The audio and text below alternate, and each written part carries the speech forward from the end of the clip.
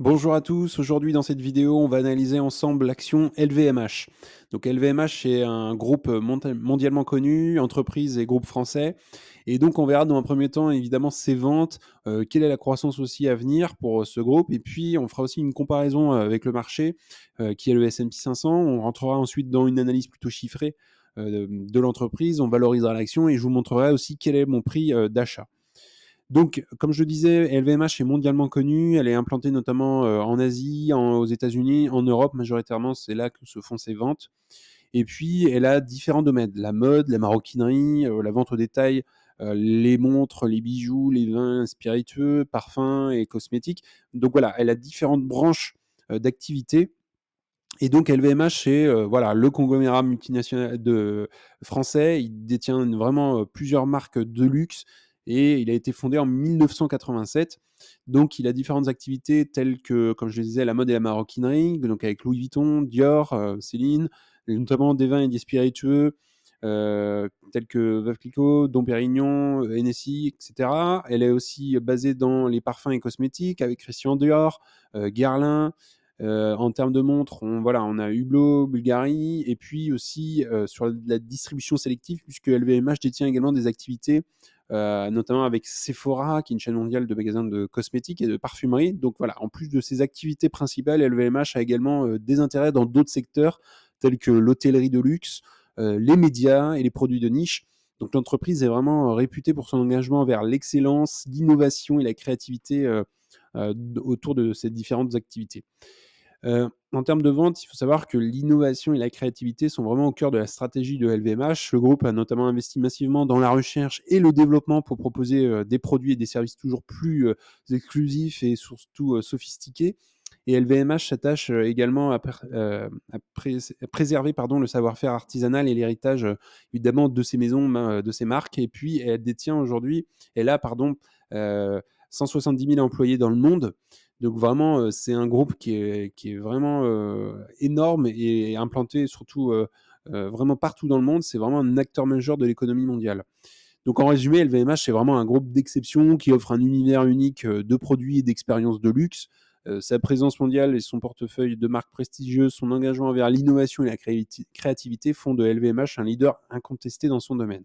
Si on regarde maintenant en termes de croissance, pour les années à venir, quelques facteurs qui pourraient être favorables à la croissance de LVMH, notamment la demande croissante pour les produits de luxe. Donc la demande mondiale de produits de luxe devrait augmenter à un rythme plutôt modéré au cours des prochaines années, ce qui profitera évidemment à LVMH, qui est un des leaders.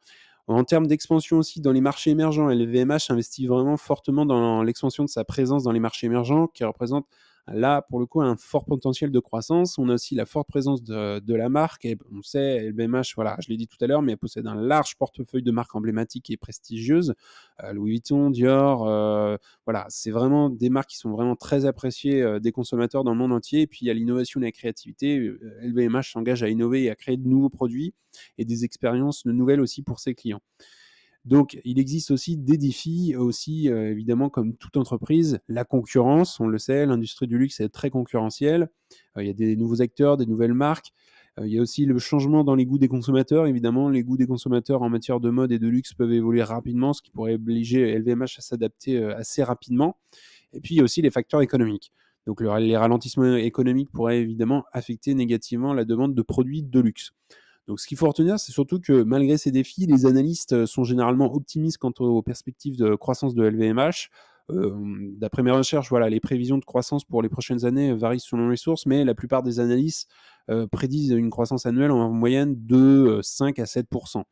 Donc en conclusion, vraiment, LVMH, c'est un acteur solide du secteur du luxe avec un potentiel de croissance vraiment intéressant. Si on regarde son historique un petit peu avec le marché, alors je l'ai comparé avec le S&P 500, ce qui n'a absolument rien à voir. On pourrait faire la comparaison avec le CAC 40, mais c'est vrai que j'aime bien dans mes vidéos reprendre le S&P 500, puisque LVMH est un groupe français, donc coté au CAC 40. Mais on s'aperçoit quand même que LVMH fait vraiment bien mieux, surtout que le S&P 500, donc les 500 plus grandes entreprises américaines.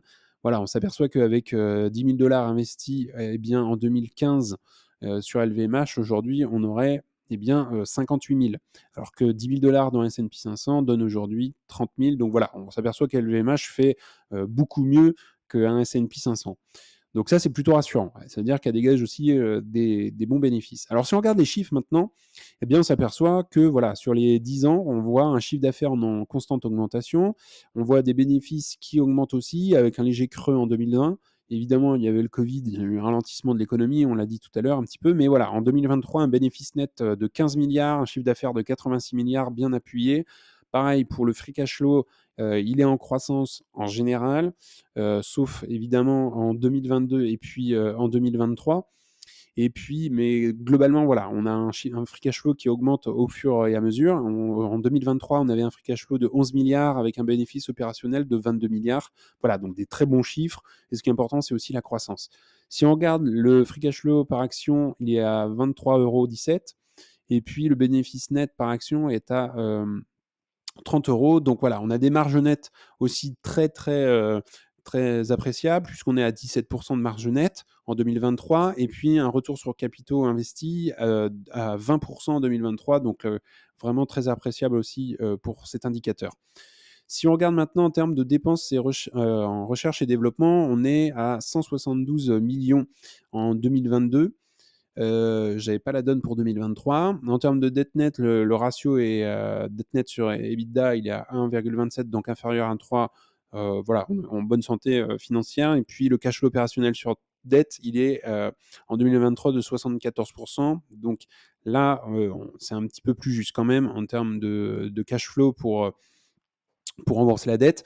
Si on regarde maintenant, il faut savoir que pour les nous actionnaires, si on souhaite investir dans LVMH ou si vous l'êtes déjà, que LVMH eh bien, délivre un dividende. Donc le dividende annuel en 2024 est estimé à 13 €. Sachant que l'entreprise est cotée aujourd'hui, enfin pardon, l'action vaut à peu près dans les 750 €. Donc clairement, eh bien, elle est versée, voilà, on a une croissance du dividende de 18% à peu près par an sur 5 ans. Donc on a une belle croissance qui est intéressante du dividende. En plus de ça, en termes de ratio de distribution, on est à 40%. Donc ça va, c'est acceptable. Et puis elle rachète vraiment pas beaucoup, voire même pas ses actions. Mais elle verse un dividende intéressant quand même. Donc voilà, pour récompenser les actionnaires, en termes de distribution de dividendes, voilà, elle plombe pas tout son cash flow. Donc, c'est un dividende qui est safe et en constante augmentation, donc ça, c'est appréciable pour les actionnaires. Si on regarde à quel prix, effectivement, est cotée l'action en ce moment, eh bien, on s'aperçoit, voilà, que le prix augmente, hein, depuis 5 ans. Donc ça, on va dire que c'est appréciable, ça suit aussi les bénéfices. Et puis, on a un prix, aujourd'hui à 750 € l'action, ce qui est pas donné. Ce qui est pas donné pour une action.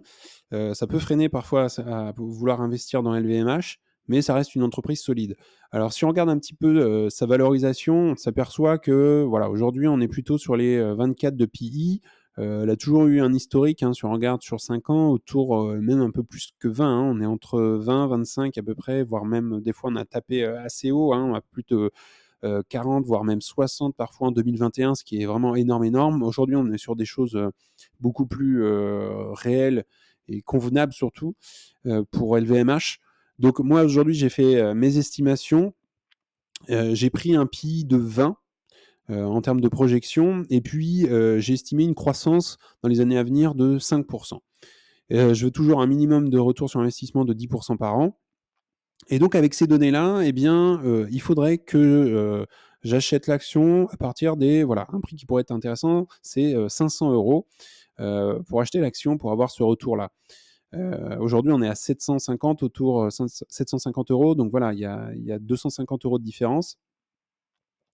Aujourd'hui, c'est pas une action, moi, qui va m'intéresser. C'est voilà, je suis pas investi dans LVMH, je compte pas investir pour l'instant, mais c'est une entreprise évidemment qui est, voilà, solide, bien implantée, dans le monde entier et implantée aussi dans différents secteurs. Évidemment, il va falloir surveiller les pays asiatiques pardon, parce que, il y a une bonne, majeure partie des ventes qui se font là-bas. Mais si je devais acheter, l'action après mes propres analyses, ça serait évidemment autour des 500 €. Donc n'hésitez pas à me dire, vous, en commentaire, si vous êtes investi dans LVMH, ça m'intéresse, ce que vous pensez aussi de l'entreprise et puis à quel prix, quel est votre PRU aussi, ça m'intéresse. Moi, c'est, d'après mes estimations, ce serait autour des 500 € si je devais, investir dans LVMH. En tout cas, je vous rappelle que je ne donne pas de conseils en investissement. C'est hyper important aussi que vous, alliez faire vos propres recherches pour pouvoir ensuite investir, éventuellement, si vous voulez, dans LVMH. C'est toujours important de savoir ce qu'on fait aussi, quand on investit dans une entreprise. En tout cas, on en a fini pour aujourd'hui. Profitez-en pour liker la vidéo, vous abonner, ça fera grandir la communauté et puis ça me soutient également. Si vous souhaitez regarder une autre vidéo, vous pouvez cliquer juste ici. En tout cas, je vous souhaite une excellente journée et à bientôt pour une prochaine vidéo.